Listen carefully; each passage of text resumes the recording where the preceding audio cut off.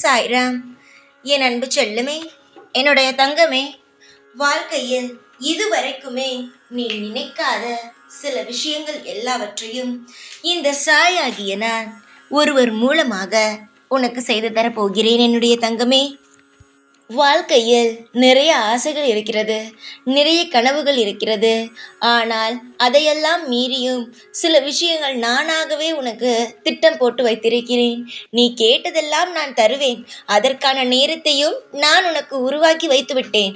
அதை பற்றியெல்லாம் நீ ஒரு முறை கூட இனிமேல் யோசிக்க தேவையே கிடையாது. நான் கேட்டேனே, முதலில் அதை தாருங்கள். அதற்கு பிறகு நீங்கள் எது வேண்டுமானாலும் எனக்கு தாருங்கள் என்று நீ என்னை திட்ட வேண்டாம். உனக்கு நீ என்னென்னலாம் கேட்டாயோ அது எல்லாமே நான் அந்தந்த நேரத்திற்காக எடுத்து வைத்து விட்டேன். அது இனிமேல் அந்த நேரத்திற்கு சரியாக உன்னிடம் வந்து அடைந்துவிடும். எனக்கும் சில கடமைகள் இருக்கிறதல்லவா? என்னுடைய பிள்ளைக்கு இந்தந்த விஷயத்தெல்லாம் செய்து பார்க்க வேண்டும் என்று உதாரணத்திற்கு சொல்ல வேண்டும் என்றால், ஒரு நகைக்கடைக்கு நீயும் உன்னுடைய தாயும் செல்கிறீர்கள். உன்னுடைய தாய்க்கு ஒரு அழகான ஒரு பொருள் பிடித்திருக்கிறது, உனக்கு வேறொரு பொருள் பிடித்திருக்கிறது.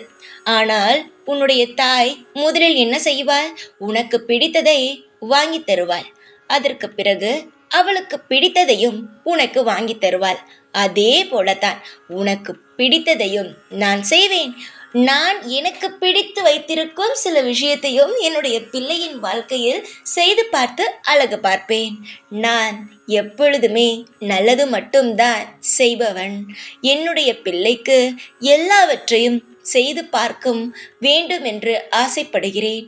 முக்கியமாக சொல்ல வேண்டும் என்றால், பணம், நகை எல்லாவற்றையும் கொடுத்து உன்னை எந்த ஒரு செல்வ செழிப்பும் தடை இல்லாமல் நீ எது வேண்டுமானாலும் பெற்றுக்கொண்டு எதை வேண்டுமானாலும் சந்தோஷமாக இருக்கும் அளவுக்கு உன்னுடைய வாழ்க்கையில் உன்னை அதிகமான செல்வந்தராக மாற்ற எனக்கு ஆசை.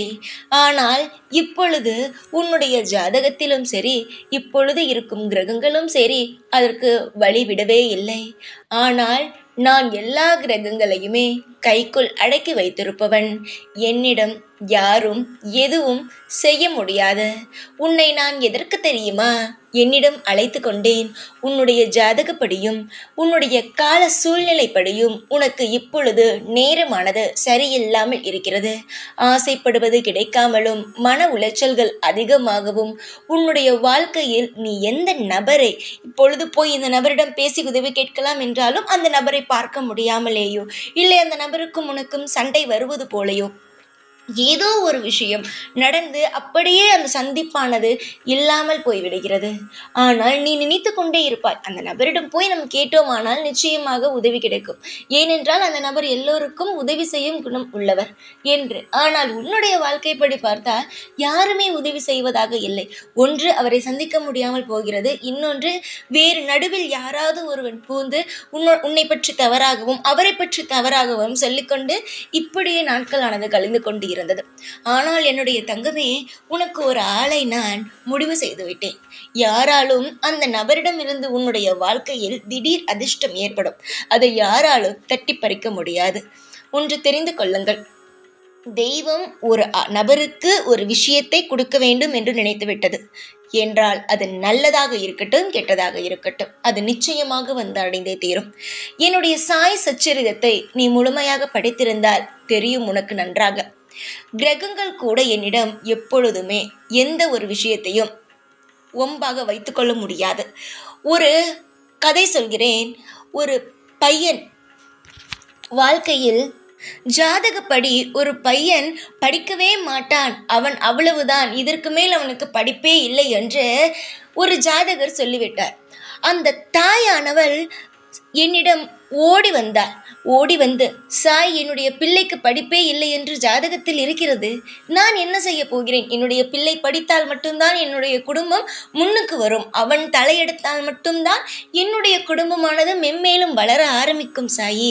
அவனை நம்பி இருக்கிறோம், நாங்கள் எவ்வளவு வேண்டுமானாலும் பணத்தை போட்டு படிக்க வைக்க நாங்கள் காத்திருக்கிறோம். ஆனால் ஜாதகர்கள் எல்லாம், நான் பார்க்கும் ஒவ்வொரு ஜாதகர்களுமே உன் பிள்ளை படிக்க மாட்டான், அவனை படிக்க வைப்பது வீண் என்று சொல்லிவிட்டார்கள். என்ன சாய் சொல்வது என்று கேட்கும் பொழுது, நிச்சயமாக உன் பிள்ளை படிப்பான் என்று நான் சொன்னேன். நிச்சயம் அதே போல அந்த பையன் அவன் மருத்துவத்திற்கு படித்தான். படித்து வேலைக்கும் சென்றான். எந்த ஒரு கிரகமும் என்னை ஒன்றும் செய்ய முடியாது.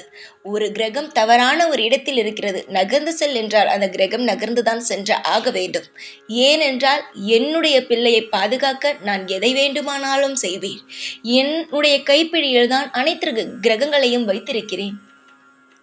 ஜாதகம் என்பது உங்களுக்கு, ஆனால் அதை மாற்றும் சக்தி எனக்கு இருக்கிறது. உன்னுடைய வாழ்க்கையில் நீ அதிகமாக ஜாதகம் பார்க்கிறாய்.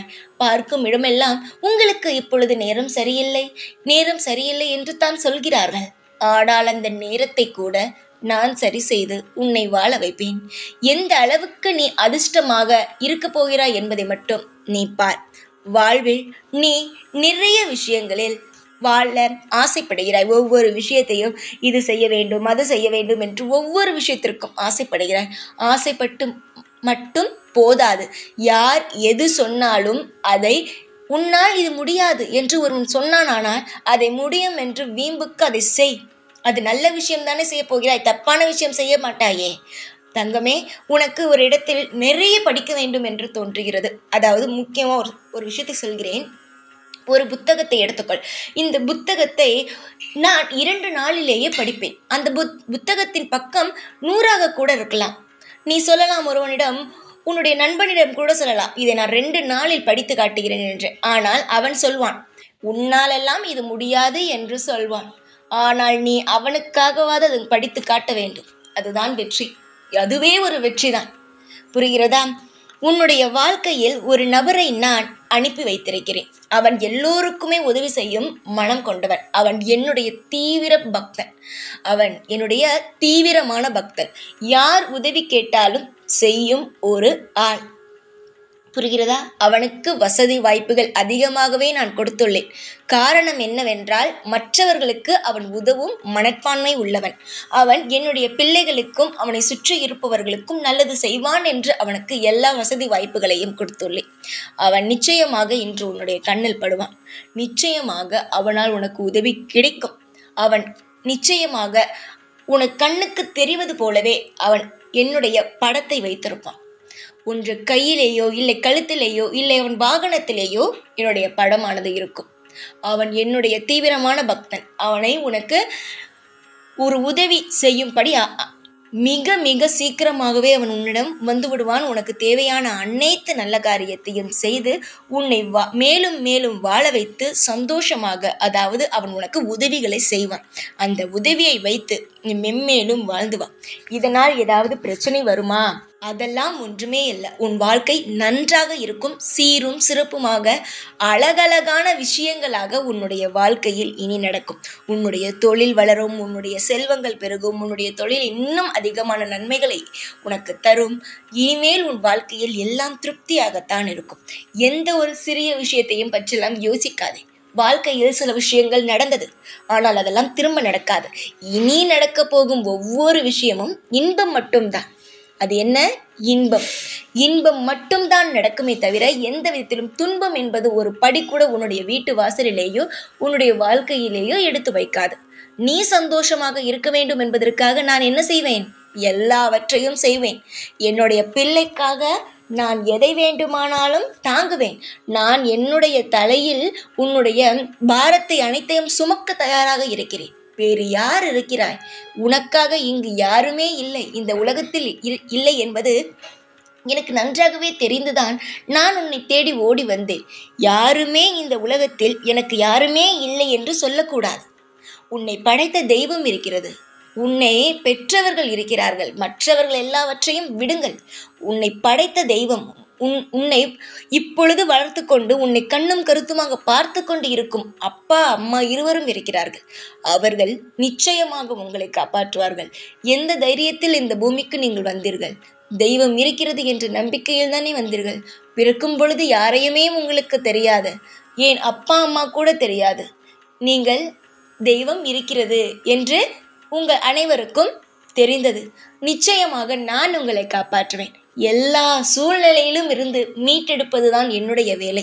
சீக்கிரமாக உன்னுடைய வாழ்க்கையில் பல சந்தோஷங்களும் பல நிம்மதிகளும், நீ கேட்டதை விட நீ கேட்காததையும் நீ கேட்டதையும் நான் உனக்கு சந்தோஷமாக அள்ளி கொடுப்பேன். சந்தோஷமாக இரு, எப்பொழுதும் உன் கூடவே இருப்பேன். இந்த சாய்னான். ஓம் சாய்ராம்.